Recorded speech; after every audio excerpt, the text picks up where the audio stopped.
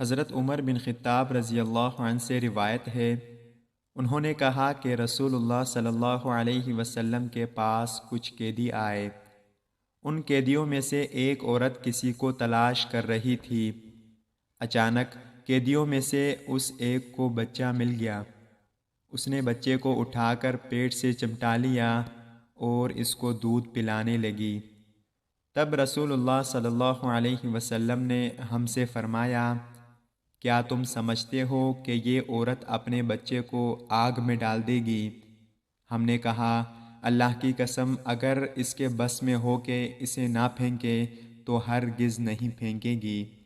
تو رسول اللہ صلی اللہ علیہ وسلم نے فرمایا، اللہ تعالیٰ اپنے بندوں پر اس سے بھی زیادہ رحم کرنے والا ہے جتنا اس عورت کو اپنے بچے کے ساتھ ہے۔ حضرت سلمان رضی اللہ عنہ سے روایت ہے کہ رسول اللہ صلی اللہ علیہ وسلم نے فرمایا، بے شک اللہ تعالیٰ نے جس دن آسمانوں اور زمین کو پیدا کیا اس دن اس نے 100 رحمتیں پیدا کیں۔ ہر رحمت آسمانوں اور زمین کے درمیان کی وسعت کے برابر ہے۔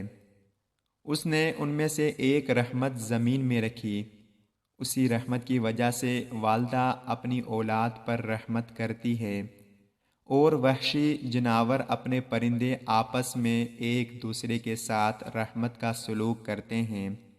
جب قیامت کا دن ہوگا تو اللہ تعالیٰ اپنی رحمتوں کو اس رحمت کے ساتھ ملا کر پوری 100 کرے گا اور بندوں کے ساتھ 100% رحمت کا سلوک فرمائے گا۔ حضرت ابو ہریرہ رضی اللہ عنہ سے روایت ہے کہ رسول اللہ صلی اللہ علیہ وسلم نے فرمایا، اللہ تعالیٰ نے جب مخلوق کے بارے میں فیصلہ فرما لیا تو اس نے اپنی کتاب میں اپنے اوپر لازم کرتے ہوئے لکھ دیا، وہ اس کے پاس رکھی ہوئی ہے، یقیناً میری رحمت میرے غضب پر غالب رہے گی۔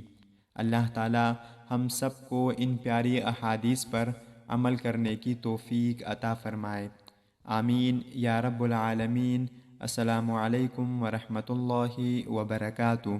آپ سب دیکھنے والوں کا بہت شکریہ۔